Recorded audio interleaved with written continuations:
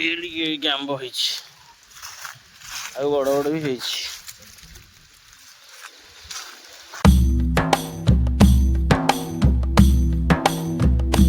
Hey guys welcome to my new blog. बर्तमान पे के तो 3टा बजला 3टा न सॉरी 4टा बजला आउ ब्लॉगटा तो स्टार्ट कर ना टाइम नाला तेणु 4टा बेल आगे स्टार्ट कली आगे जावा आम बुलाबुली करिया आम बगीचा जा बगीचार जेहतु आंब होती मुझे आंब देखी केते कौन आंब बगीचार होती आम देखिक आसिया।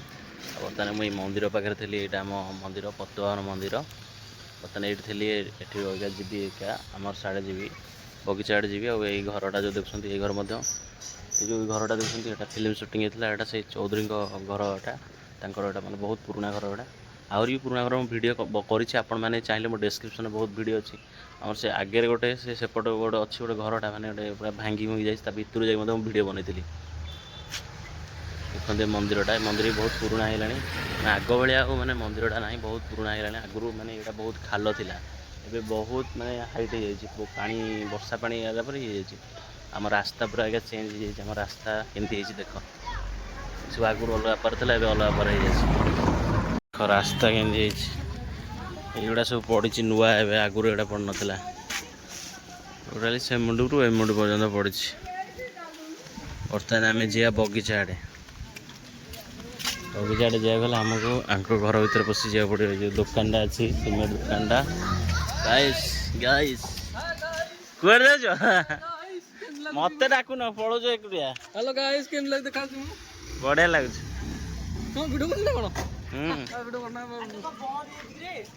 हां चले वाला तो गाड़ी तो सब कुआ जा रे कुआ जा डेल्टा भी चले बगो ये दिनु एला बोला स्टोर में आ मुडी जाउ नई जी हां नयाड जेबा नयाड दे नबर नयाड आ तेल पका जे मु कहीं जीवी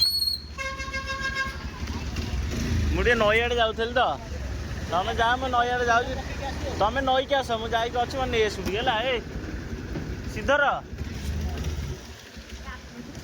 टोपीटा खोल रही टोपीटा खोल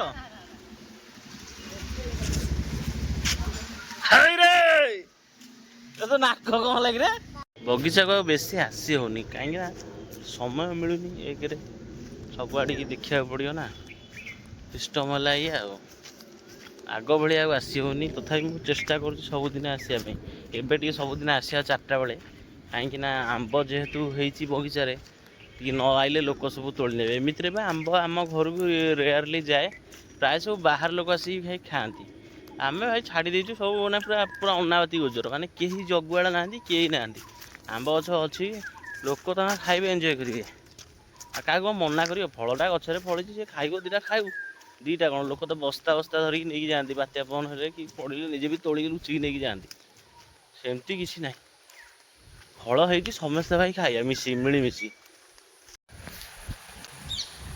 जो कि निआ सब एड़ा लगे गोटे गोटे लोक था निआ लगे निआ लगेला फल कौन है कहले देख जो गछड़ा सब था शागवानी गछड़ा सब जगह मैंने जलीगला माने गछड़ा सब मूल जलीगला गछ मरियार संभावना अच्छी कारण जेहेतु हिट पाइला मैंने मरी संभावना अच्छी कौन कह मूर्ख लोक किए गोटे निआ लगे निआटा तू आ भितर कहीं लगेलु चंडाल खाली ये नुह ये खाल भी जलई देछि सी माने जेते गछ था सब भाई जली जाइए खाल भितर सबुआड़े निआ लगे देखिले तो से निआ लगे भाई निआ लगे किसी ना जो जगह निआ लगे चलो भाई से जगह निआ लगा अजथा आड़े साड़े निआ लगे लाभ ना बगीचार एक्चुअली आंब हो देखा बगीचार आंब के जाए देख केड़े केड़े सब देखा गोटे कि 2टा देखेबी देखिए आप सब गचर आंब हो उपरू बना सब आंब हो आंब हो बड़ बड़ भी हो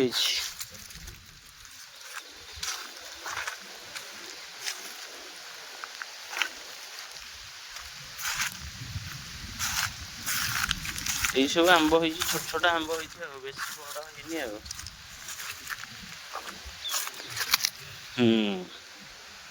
ये सब आंब हो आम बगीचार देखु गाइज आंबटा झड़ी जाऊँ बहुत झड़ी जाऊँ झड़ो तो कि कर ଧର କିଏ ଗୋଟେ ଆମ୍ବ ତୋଳୁଛେ ଆମେ ଦେଖିଲୁ କହିବୁ ଭାଇ ଅଳ୍ପ ଦିଟା ନେ, ଆଜି ଆମେ ଦେଖିନଥିବୁ, ସିଏ ତାର ଆସିବ ତୋଳା ତୋଳି କରିକି ମନ ଇଚ୍ଛା ପୁଳେ ଲେଖା ନେଇଯିବ, ଆଉ ତାଙ୍କ ମନା କରିବୁ।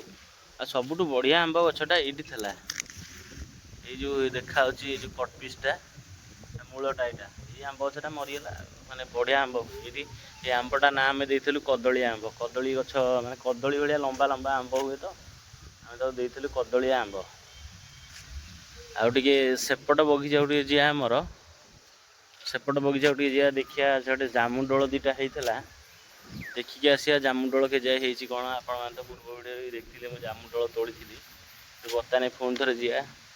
ଆଉ ବଗିଚାଟା ପୁରା ପରିଷ୍କାର ଦେଉଛି ଏଥିପାଇଁ, କିଏ ଗୋଟେ ନିଆଁ ଲଗାଇଲା ପରେ ଏହାକୁ ଓଳାଓଳି କରିଛି, ପବନରେ ସବୁ ପତ୍ର ଉଡ଼ିଯାଇଛି, ବଗିଚା ସେଥିପାଇଁ ପରିଷ୍କାର ଦେଖାହେଉଛି।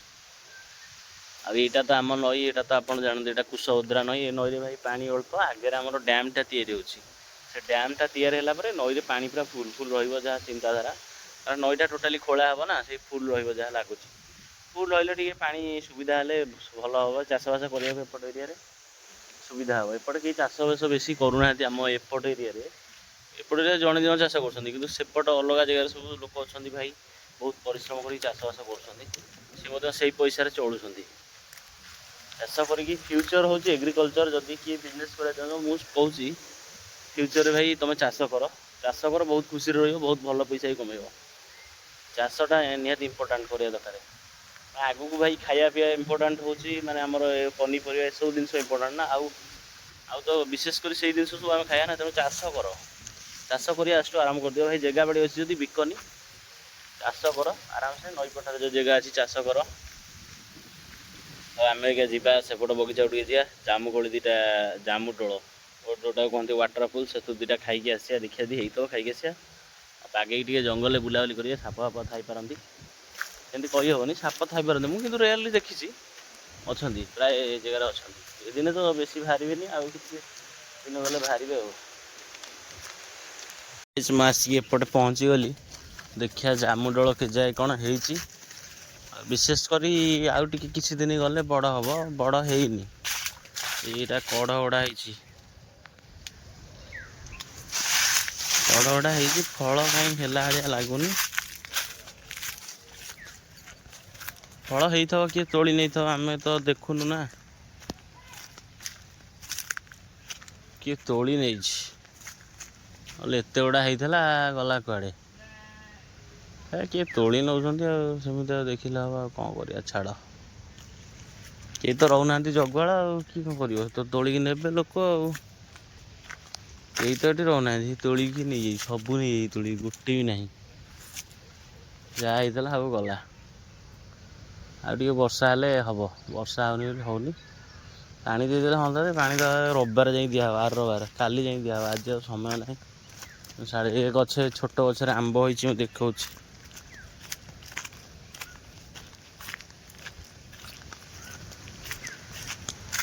ଦେଖ ଏ କେଡ଼ିଟେ ଗଛ, ଏଇଟା ଫାର୍ମ ଗଛ ଗୁଡ଼ା, ଆଧିରେ ଆମ୍ବ ହେଇଛି, କେଡ଼ିକି ଦେଖ ହେଇଛି, ଆମ୍ବ ହେଇଛି, ଏଠି ବି ହେଇଛି, ଏଠି ବି ହେଇଛି ଆମ୍ବ, ଏଠି ହେଇଛି ଆମ୍ବ ହେଇଛି। ଆକୁ ଜଗିବାକୁ ପଡ଼ିବ, ନ ଜଗିଲେ ସବୁ କିଏ ନେଇଯିବ।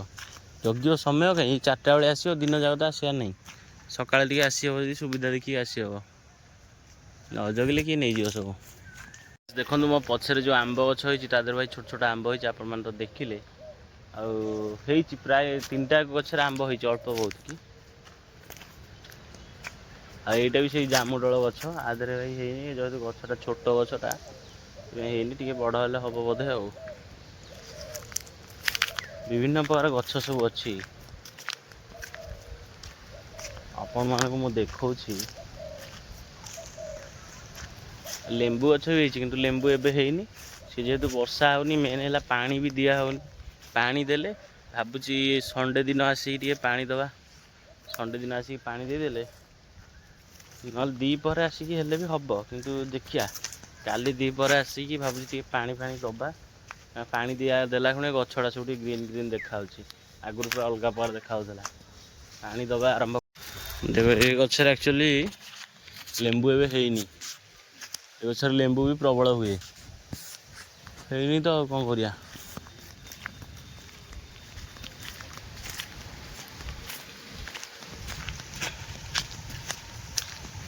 ଗାଇସ୍ ଆଉ ଆମେ ତ ଆଜି ପାଣି ଦେଇ ହେବନି, ଆଜି ସମୟ ହେଇଗଲାଣି।